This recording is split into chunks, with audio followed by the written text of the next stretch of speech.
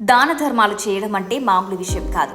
దాన గుణాలు కలిగిన వ్యక్తి జీవించి ఉన్నంతకాలం సుఖ సంతోషాలతో ఆనందంగా ఉంటాడు.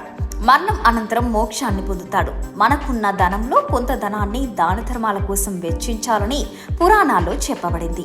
ఆ దానం కూడా సక్రమంగా ఖర్చు చేయాలని, అది కూడా ఎలాంటి వారికి దానం చేయాలో శాస్త్రాలలో ఉందని పండితులు చెప్తున్నారు.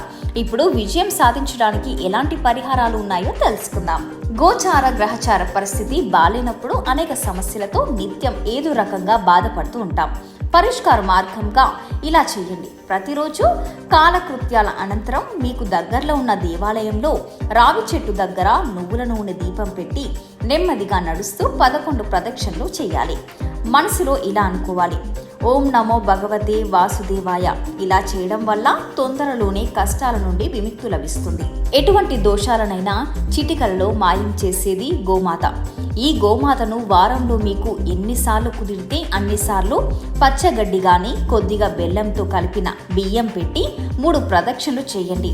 జరిగే అద్భుతాలను మీరే మీ కళ్ళతో వెంటనే చూస్తారు. మీరు ఏ పని మీదైనా బయటికి వెళ్ళినప్పుడు ఒక్కసారి మనసులో ఇలా అనుకోండి: ఓం శ్రీ గణేశాయ నమః.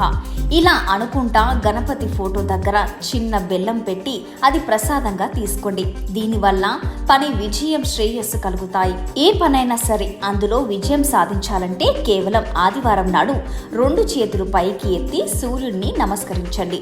ఆ రోజు మీరు మద్యం కానీ మాంసాహారం కానీ తీసుకోకండి.